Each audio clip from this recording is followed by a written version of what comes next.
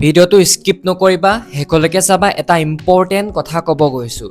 তোমালোকৰ বা আপোনালোকৰ ডকুমেণ্টছখিনি ইম্পৰ্টেণ্ট যিবিলাক এডুকেশ্যনেল ডকুমেণ্টছ আছিলে, লাইক মাৰ্কশ্বিট, চাৰ্টিফিকেট আৰু বিভিন্ন ধৰণৰ এডুকেশ্যনেল ডকুমেণ্টছ বানপানীত আপোনালোকৰ উটি গ'ল নেকি বা ফাটি বেয়া হৈ গ'ল নেকি? যদিহে তেনেকুৱা হৈছে, তেতিয়া আপোনালোকে চিন্তা কৰিবলগীয়া একো কথা নাই। ডিব্ৰুগড় ইউনিভাৰ্চিটিয়ে এটা ভাল পদক্ষেপ হাতত লৈছে।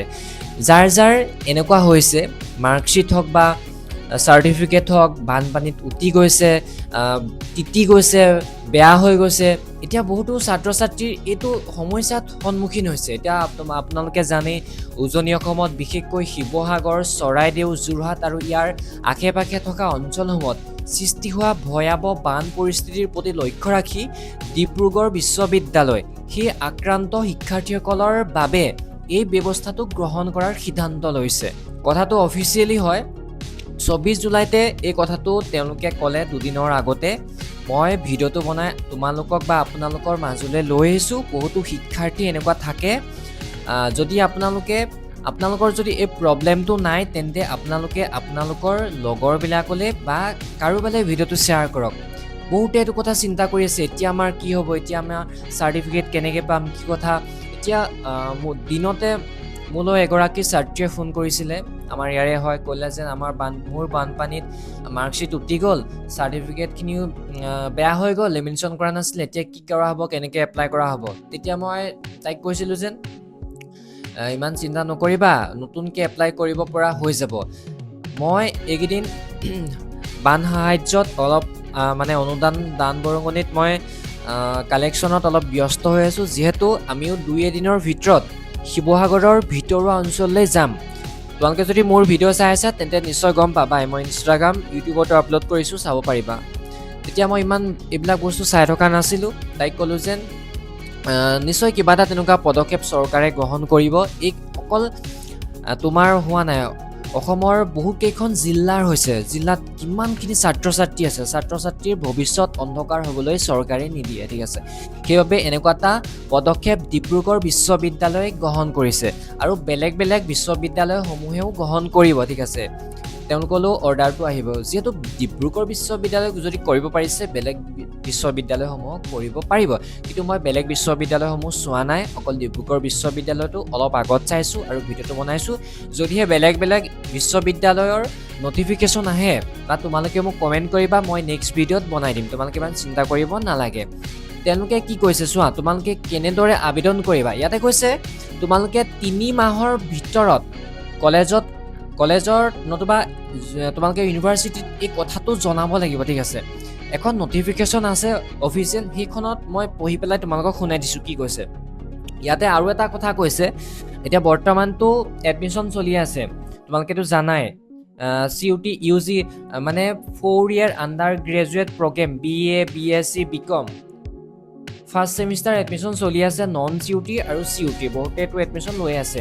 এতিয়া এই বানাক্ৰান্ত অঞ্চলৰ ছাত্ৰ ছাত্ৰীসকলে কেনেকৈ তেওঁলোকে এডমিশ্যন ল'বলৈ যাব? সিহঁতৰ ওচৰত একো ডকুমেণ্টছ নাই, পানীত উটি গৈছে। যাৰ উটি যোৱা নাই সেইটো বেলেগ কথা, যাৰ উটি গৈছে সিহঁতে এডমিশ্যন কেনেকৈ ল'ব? তাৰ প্ৰতি লক্ষ্য ৰাখি চৰকাৰে ইয়াতে এটা কথা কৈছে, ইয়াতে লিখা আছে, বানপীড়িত অঞ্চলত বসবাস কৰা যিসকল শিক্ষাৰ্থীয়ে নিজাববীয়াকৈ উপস্থিত হৈ নামভৰ্তিৰ আনুষ্ঠানিকতা সম্পূৰ্ণ কৰিবলৈ বিশ্ববিদ্যালয়লৈ আহিব পৰা নাই, তেওঁলোকক ইয়াৰ দ্বাৰা জনোৱা হৈছে যে যিবোৰে এতিয়াও অফলাইনত নামভৰ্তিৰ প্ৰক্ৰিয়া চলি আছে, যেনে CUT 4 year under graduate programme, সেইবোৰ বিশ্ববিদ্যালয়ে অনলাইন নামভৰ্তিৰ যাৱতীয় ব্যৱস্থা গ্ৰহণ কৰিব বুলি কৈছে। তোমালোকক চিম্পুল ভাষাত বুজাই দিছোঁ, এনেকুৱা বানাক্ৰান্ত অঞ্চলত ছাত্ৰ ছাত্ৰীসকলে গৈ পেলাইতো এডমিশ্যন ল'ব পৰাগৈ নাই, তেওঁলোকৰ বাবে পিছত চৰকাৰে সেইটো ব্যৱস্থা কৰিব অনলাইন কৰাৰ। কিন্তু এই কথাটো তেওঁলোকে এডমিশ্যন চেল বা বিভাগৰ সৈতে যোগাযোগ কৰিব লাগিব। তোমালোকে কলেজত কৈ থবা, সেইটো বেষ্ট হ'ব, ঠিক আছে। তাৰপিছত কৈছে তোমালোকৰ যিবিলাক হেৰুৱা নথিপত্ৰ আছে, যিবিলাক তোমালোকৰ ডকুমেণ্টছখিনি হেৰাই গ'ল, বানপানীত উটি গ'ল, বানপানী হৈ পেলাই গোটেই পানীত ভিজি ফাটি গ'ল, কি কৰিবা? ইয়াতে কৈছে বিশ্ববিদ্যালয়ৰ দৃষ্টিগোচৰ হৈছে, বানপানীৰ ফলত বহুতো বানপীড়িত পৰিয়ালে শিক্ষাগত প্ৰমাণপত্ৰ, মাৰ্কশ্বিট আৰু অন্যান্য শৈক্ষিক নথিপত্ৰ হেৰুৱাইছে। বিশেষকৈ ইম্পৰ্টেণ্ট ডকুমেণ্টছখিনি হৈছে মাৰ্কশ্বিট আৰু চাৰ্টিফিকেট। আৰু এডমিট কাৰ্ডবিলাক সেইবিলাক চব উটি গৈছে। তাৰপাছত কৈছে তেওঁলোকে বিশ্ববিদ্যালয়ৰ যিসকল বৰ্তমানৰ আৰু প্ৰাক্তন ছাত্ৰ ছাত্ৰী আছে এনে শিক্ষাৰ্থীৰ নথি পত্ৰ হেৰাইছে। মানে এইটো কথাটো কি কৈছে, এতিয়া তুমি ডিব্ৰুগড় ইউনিভাৰ্চিটি আণ্ডাৰত তুমি মাৰ্কশ্বিটখন লাভ কৰিছিলা বা চাৰ্টিফিকেট, সেইটো প্ৰাক্তন হ'বা যদি তোমালোকে পঢ়ি আদায় কৰিলা সেইখন ইউনিভাৰ্চিটি, এতিয়া প্ৰাক্তন হ'বা যদিহে তুমি পঢ়ি আছা কণ্টিনিউ। যদি ডিব্ৰুগড় ইউনিভাৰ্চিটিৰ এফিলিয়েট কলেজো হয় তোমালোকে মাৰ্কশ্বিটখনত এনেও ডিব্ৰুগড় ইউনিভাৰ্চিটি বুলি লিখা থাকে, বুজি পাইছা চাগে। তেওঁলোকক ইয়াৰ দ্বাৰা আশ্বাস দিয়া হৈছে যে স্বাভাৱিক সত্যাপন প্ৰক্ৰিয়াৰ সাপেক্ষে হেৰুৱা প্ৰমাণপত্ৰ, মাৰ্কশ্বিট আৰু অন্যান্য শৈক্ষিক নথিপত্ৰ পুনৰ প্ৰদানৰ বাবে বিশ্ববিদ্যালয়ে উপযুক্ত ব্যৱস্থা গ্ৰহণ কৰিছে। এই বস্তুটো তেওঁলোকে চেক কৰিব, যিহেতু ইউনিভাৰ্চিটিৰ ওচৰত এইবিলাক ডাটা থাকে, তেওঁলোকে তুমি দিয়া ডিটেইলছখিনি কাৰেক্ট হয়নে তেওঁলোকে সেইটো চেক কৰিব। চেক কৰাৰ পিছত তোমালোকৰ বাবে এটা চাগে অনলাইন ছিষ্টেম এটা তেওঁলোকে আনিব। মই তোমালোকক ভিডিঅ' বনাই শিকাই দিম কেনেকৈ কি কৰা হ'ব, এইটো ভিডিঅ'ত চালেও অলপ গম পাবাই। তোমালোকে তাৰ আগতে কলেজত কথাটো জনাব লাগিব। তাৰ বাবে তোমালোকে এখন এপ্লিকেশ্যন নতুবা আণ্ডাৰটেকিং নতুবা এটা এফিডেভিট তোমালোকে বনাব পাৰিবা। এফিডেভিটটো বনাবলৈ যাবলৈ অলপ প্ৰব্লেম হ'ব পাৰে। এখন এপ্লিকেশ্যন তোমালোকে লিখি পেলাই কলেজত দি দিবা আৰু নতুবা কলেজৰ অফিচত তোমালোকে কথাটো জনাই থবা, ঠিক আছে, ছাৰহঁতক ফোন কৰি কথাটো জনাই থবা।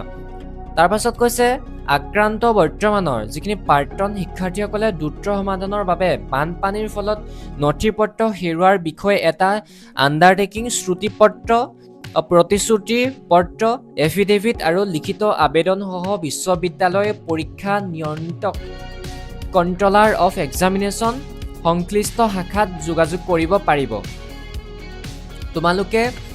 তোমালোকৰ যে ডকুমেণ্টছখিনি বানপানীত উটি গ'ল, হেৰালে, ফাটিলে, ইয়াৰ বিষয়ে তোমালোকে এখন এপ্লিকেশ্যন লিখিব লাগিব, নতুবা এখন আণ্ডাৰটেকিং নতুবা এটা এফিডেভিট। তোমালোকৰ সুবিধাটো অকণ এপ্লিকেশ্যনটো হ'ব। সেই এপ্লিকেশ্যনখন লিখি তোমালোকে ইউনিভাৰ্চিটিৰ কণ্ট্ৰলাৰ অফ এক্সামিনেশ্যনত সংশ্লিষ্ট শাখাত তোমালোকে যোগাযোগ কৰিব লাগিব। তোমালোকে কলেজৰ থ্ৰুৰে কৰিবা বেছি ভাল হ'ব, নতুবা তোমালোকে ইউনিভাৰ্চিটিৰ ৱেবছাইটত গৈ পেলাই তোমালোকে নাম্বাৰটো বিচাৰিবা, তাৰপিছত কণ্টেক্ট কৰিবা, কিবা এটা কৈ তোমালোকে কণ্টেক্ট কৰিবা। কলেজত জনোৱাটো মই বেষ্ট বুলি ক'ম। তোমালোকে ছাৰহঁতৰ পৰা কণ্টেক্ট নাম্বাৰ লৈ ল'বা, কেনেকৈ কি কৰিব লাগে ছাৰহঁতে ধুনীয়াকৈ বুজাই দিব এই কলেজৰ, ঠিক আছে। যদিহে এখন ডাইৰেক্ট ইউনিভাৰ্চিটিত পঢ়া তোমালোকে তেতিয়াতো ভাল কথা, ঠিক আছে। তাৰপাছত কৈছে উপৰোক্ত উদ্দেশ্যৰ বাবে আবেদনসমূহ জাননী প্ৰকাশৰ তাৰিখৰ পৰা 3 মাহৰ ভিতৰত জমা দিব লাগিব। সেই কথাখিনি তোমালোকে এপ্লিকেশ্যনবিলাক 3 মাহৰ ভিতৰত জমা দিব লাগিব। যিহেতু 24 জুলাই, আজি হৈছে 26 তাৰিখ, দুদিনৰ আগত এই নটিফিকেশ্যনটো ওলাইছে, হয় নহয়। তোমালোকে 3 মাহ সময় পাবা, জুলাই, আগষ্ট, ছেপ্টেম্বৰৰ ভিতৰত তোমালোকে দি দিবা, ঠিক আছে। তেতিয়ালৈতো বানপানী শুকাই যাবই, ঠিক আছে। তাৰপাছত কৈছে ডিব্ৰুগড় বিশ্ববিদ্যালয়ে বানপীড়িত সকলো শিক্ষাৰ্থী আৰু পৰিয়ালৰ প্ৰতি সমবেদনা প্ৰকাশ কৰিছে আৰু তেওঁলোকৰ শৈক্ষিক যাত্ৰা যাতে কোনো বাধা নোহোৱাকৈ অব্যাহত থাকে সেয়া সুনিশ্চিত কৰিবলৈ প্ৰতিশ্ৰুতিবদ্ধ। ডিব্ৰুগড় ইউনিভাৰ্চিটিয়ে এইটো ভাল পদক্ষেপ গ্ৰহণ কৰিছে, ঠিক আছে। ইয়াৰ বাবে কি কৰিবলৈ কি কৰিব নালাগে তোমালোকে ইয়াত গম পালাই। মুঠতে এটাই তোমালোকে কৰিব লাগে যে তোমাৰ চাৰ্টিফিকেটখন পানীত উটি গ'ল, ফাটিলে, এই কথাটো তোমালোকে ইনফৰ্ম দিব লাগিব, এখন এপ্লিকেশ্যন লিখিব লাগিব। কণ্ট্ৰলাৰ অফ এক্সামিনেশ্যনত তোমালোকে এখন এপ্লিকেশ্যন চেণ্ড কৰিব লাগিব। তোমালোকে কলেজৰ লগত ছাৰহঁতৰ লগত কথাটো পাতি ল'বা, এই কথাটো তোমালোকে জনাব লাগিব, ঠিক আছে। কোনখন তোমাৰ চাৰ্টিফিকেট ফাটিছে তোমাৰ নাম দিবা, যদি তোমাৰ কিবা ৰেজিষ্ট্ৰেশ্যন নাম্বাৰ আছে সেইবিলাক দিবা। কেনেকৈ কি হয় বা অনলাইনতে কিবা চাগে পৰ্টেল খুলিবও পাৰে, সেই প্ৰক্ৰিয়াখিনি মই তোমালোকক ধুনীয়াকৈ ভিডিঅ' বনাই শিকাই দিম। সেইবাবে তোমালোকে চেনেলটো ছাবস্ক্ৰাইব কৰিবা, ভিডিঅ'টো যিমান পাৰা তোমালোকে শ্বেয়াৰ কৰিবলৈ চেষ্টা কৰিবা। তোমাৰ এটা সহায় বহুতো ছাত্ৰ ছাত্ৰীৰ সহায় হ'ব, ঠিক আছে। তোমালোকে অকল সেইটো হেল্প কৰিলেও হ'ব। Bye bye.